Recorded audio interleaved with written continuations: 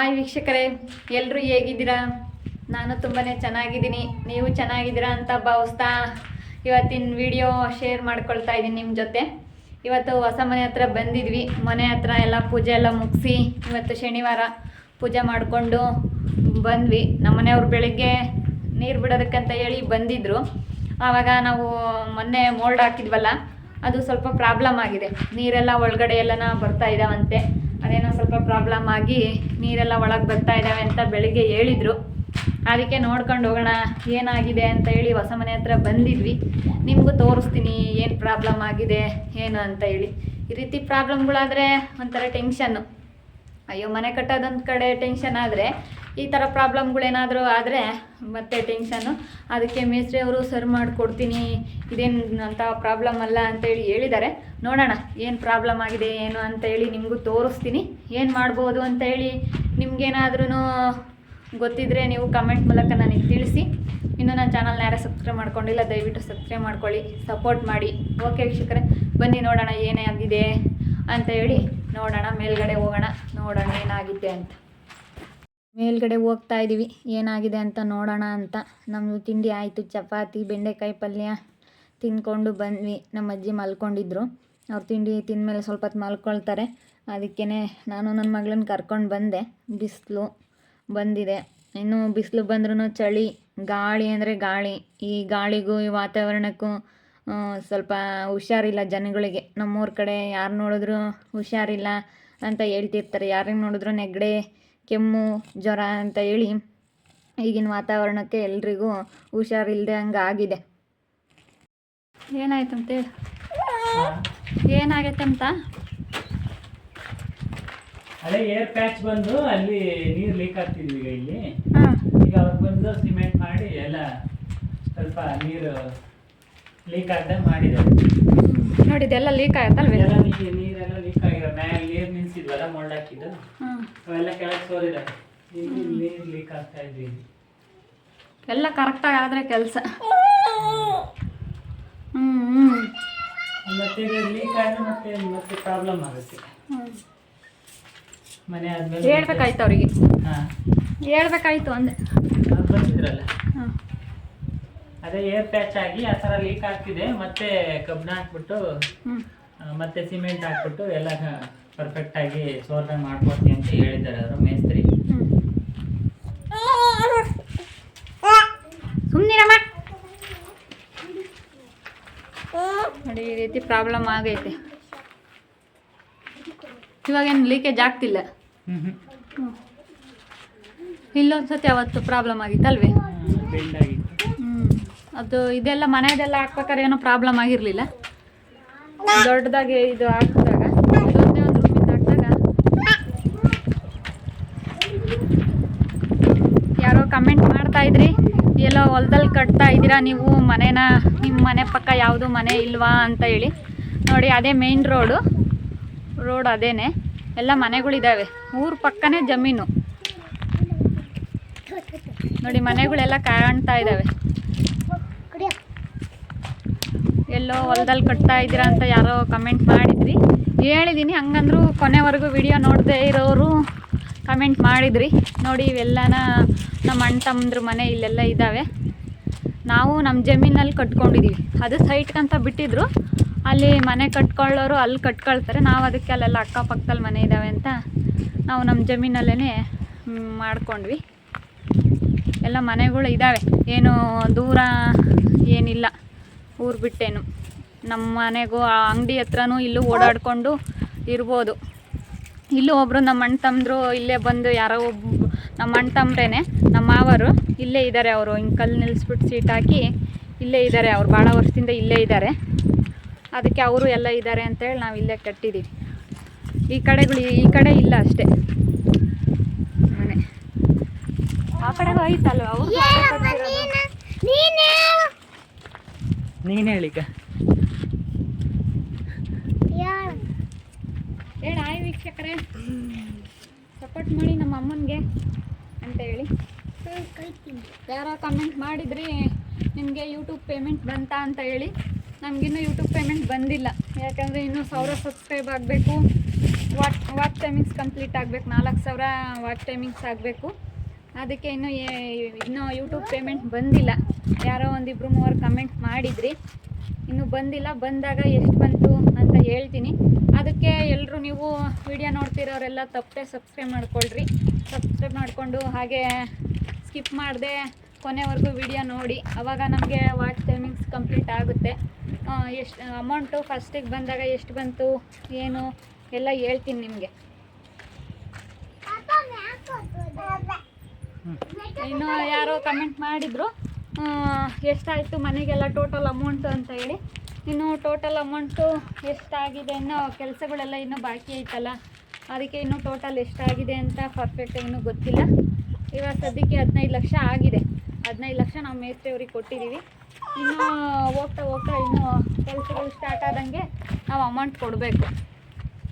ಇಲ್ಲೂ ಎಲ್ಲ ನೋಡಿ, ಆ ಕಡೆಗೂ ಎಲ್ಲ ಮನೆಗಳೆಲ್ಲ ಇದ್ದಾವೆ. ಊರ ಪಕ್ಕನೇ ಜಮೀನು. ಚಿನ್ನಿ ಹೇಳಲಿ ಅಂಬಕ್ಕ ನೋಡು ಅಲ್ಲಿ ಬಾ. ತುಂಬ ನೆಗಡೆ ಆಗಿದೆ ನಮ್ಮ ಮಗಳಿಗೆ. ಕಣ್ಣೆಲ್ಲ ನೋಡಿ ಹೆಂಗೆ ಒಳಗೆ ಹೋಗಿತ್ತೆ. ಊಟನೇ ಮಾಡ್ತಾ ಇಲ್ಲ, ಊಟ ಮಾಡ್ತಿಲ್ಲ, ಏನಿಲ್ಲ. ತುಂಬ ಸೈಲೆಂಟ್ ಆಗಿಬಿಟ್ಟವಳೆ. ಎಷ್ಟು ಊಟ ಮಾಡ್ತಾರೆ ಆಗ ಯಾಕೋಜಿ ಅದು ಸಣ್ಣ ಆಗಿಬಿಟ್ಟವಳೆ. ಮೊದಲೇ ಇವಳು ಸಣ್ಣ ಇದ್ಲು, ಹುಟ್ಟಾಗಿಂದಲೂ ಸಣ್ಣನೇ ಇಳಿರೋದು. ಇವಾಗ ನೆಗಡೆ ಜ್ವರ, ಮೊನ್ನೆಯಿಂದ ಎಲ್ಲ ಜ್ವರ ಬಂದೈತೆ, ಅದಕ್ಕೆ ಇನ್ನು ಸಣ್ಣ ಆಗಿಬಿಟ್ಟವಳೆ. ಬಾಯ್ ಮಾಡು, ಬಾಯ್ ಮಾಡು, ಬಾಯ್ ನೋಡಿ. ಬಣ್ಣೆ ಇಳಿತೈತೆ.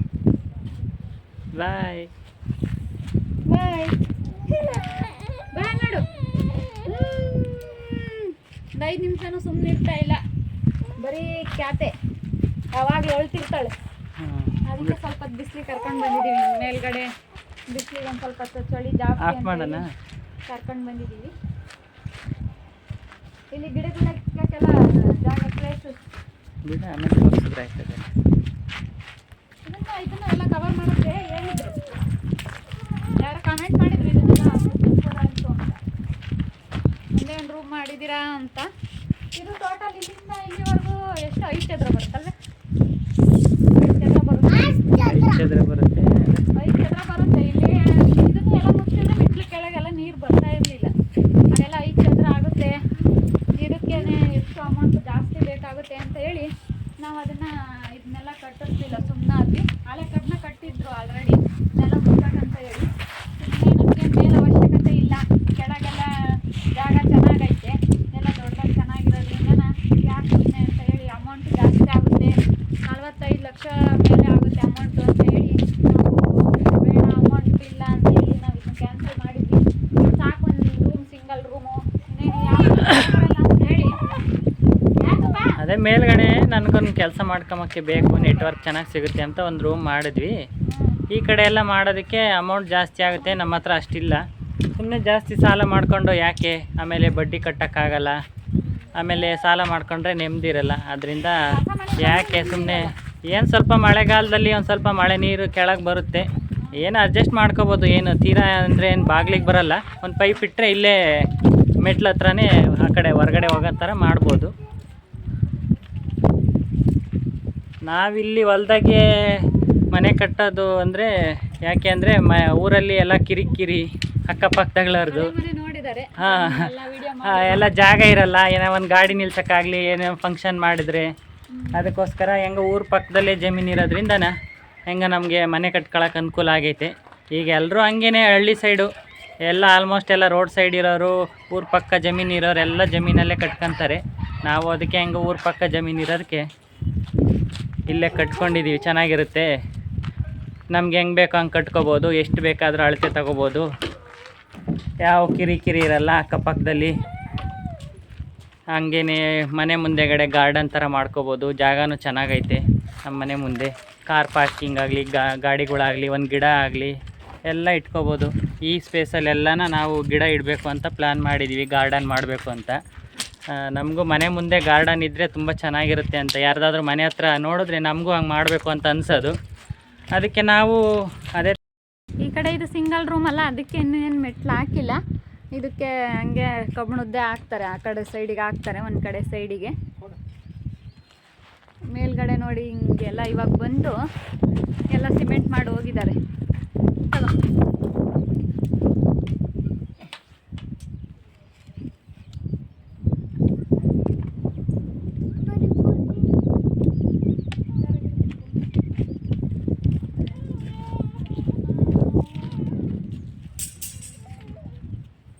ಎಲ್ಲ ಸಿಮೆಂಟ್ ಮಾಡಿ ಹೋಗಿದ್ದಾರೆ. ಇವಾಗಿನ ಬಂದು ಫ್ರಂಟಲ್ಲಿ ಮೇಲೆ ಗ್ರಿಲ್ ಬರುತ್ತಲ್ವೇ, ಅಲ್ಲಿ ಗ್ರಿಲ್ ಹಾಕ್ತಾರೆ. ಅಲ್ಲಿ ಓಪನ್ ಬಿಟ್ಟಿದ್ದಾರಲ್ಲ, ಅಲ್ಲಿ ಗ್ರಿಲ್ ಹಾಕಿದ್ರೆ ಚೆನ್ನಾಗಿರುತ್ತೆ ಅಂತೇಳಿ ಇಲ್ಲಿ ಗ್ಲಾಸ್ ಟೈಪ್ ಹಾಕ್ತಾರೆ. ಗ್ಲಾಸ್ ಟೈಪ್ ಹಾಕಿ ಡಿಸೈನ್ ಹಾಕ್ತಾರೆ.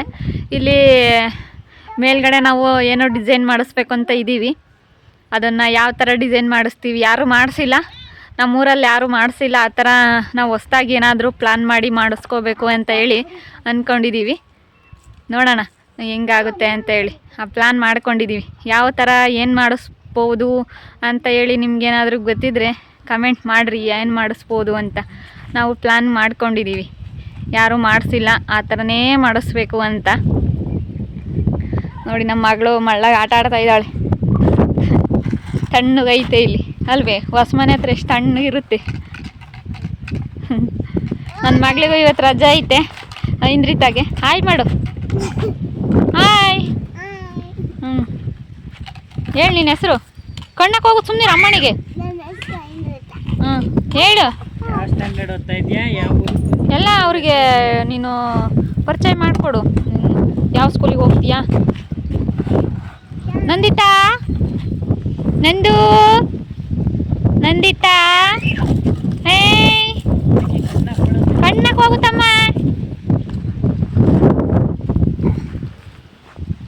ಮನೆ ಹತ್ರ ಬಂದ್ವಿ. ಇವಾಗ ನಮ್ಮ ಮಗಳು ಅವರಪ್ಪ ಎಲ್ಲೋ ಹೊರಟಿದ್ದಾರೆ. ಅವರಪ್ಪನ ಎಲ್ಲೋಗೋದಕ್ಕೂ ಬಿಡ್ದಂಗೆ ಅಂಟ್ಕೊಂಡಿದ್ದಾಳೆ. ಅವರೆಲ್ಲ ಹೋಗ್ಬೇಕಾಯ್ತು, ಸ್ವಲ್ಪ ಕೆಲಸ ಇತ್ತು. ನಮ್ಮಿಬ್ಬರು ಹೆಣ್ಮಕ್ಳಿಗೂ ಅವರಪ್ಪ ಅಂದರೆ ತುಂಬ ಇಷ್ಟ. ಹೆಣ್ಮಕ್ಳಿಗೆ ಅವರಪ್ಪ ಅಂದರೆ ತುಂಬ ಇಷ್ಟ ಅಲ್ಲ. ನನಗೆ ಅಷ್ಟೊಂದು ಅವಳು ಇಷ್ಟಪಡಲ್ಲ. ಅವರಪ್ಪ ಅಂದರೆ ಸಾಕು, ತುಂಬ ಇಷ್ಟ. ಇಬ್ಬರಿಗೂ ಅಷ್ಟೇ, ಬರೀ ಅಪ್ಪ ಅಪ್ಪ ಅಂತಲೇ ಇರ್ತಾರೆ ಇಬ್ಬರೂ. ನಾನು ಒಬ್ಸರ್ವ್ ಮಾಡಿದ್ದೀನಿ ತುಂಬ ಸಲ. ದೊಡ್ಡವಳಂತೂ ಅಮ್ಮ ಅಂತ ಕರೆಯಲ್ಲ. ರಾತ್ರಿ ಟೈಮ್ ಇದ್ರೂ ಅಪ್ಪಾಜಿ ಅಪ್ಪಾಜಿ ಅಪ್ಪಾಜಿ ಅಂತ ಕೂಗ್ತಾ ಇರ್ತಾಳೆ. ಹೆಣ್ಮಕ್ಳಿಗೆ ಹಾಗೆ ಅಂತೆ, ಅಪ್ಪ ಅಂದರೆ ತುಂಬ ಇಷ್ಟ ಅಂತೆ. ಅಲ್ಲ ನಿಮಗೆ ಬಿ ಪಿ ಶುಗರ್ ಯಾತಿಲ್ಲ, ನೀವು ವ್ಯವಸ್ಥೆನ ಅಣ್ತಂಗಳು ಎಲ್ಲ ಹೇಳು. ಎಲ್ಲ ಉಣ್ತಿರಲ್ಲ ನೀವು? ಎಲ್ಲ ಉಂಟು. ಹಾಂ ಆತ ಬಿಡಲ್ಲ, ಎಲ್ಲ ಉಂಬದೆ.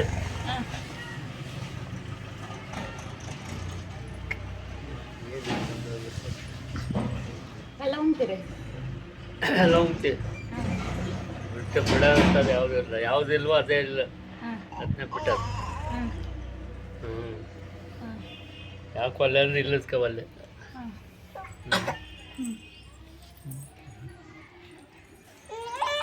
7 ಜನ ನೀವು ಅಣ್ಣ ತಮ್ಮಳು? 7 ಜನ ಇದೀವಿ. ಗಂಡು ಮಗ ಸೇರಿ 8 ಜನ ಆಗ್ತೀವಿ.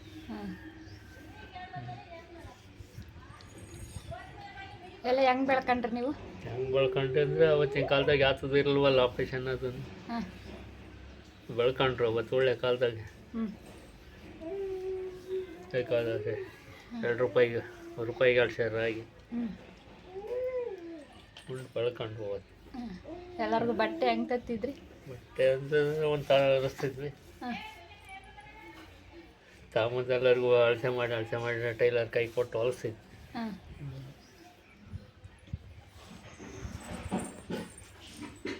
ನೀವು ಉಂಬಕ್ಕ ಎಲ್ಲ ಉಂಬಕ್ಕೆ ಯಾವತ್ತಿನ ಕಾಲದಾಗ ಬಂಡಾಟ ಇತ್ತು.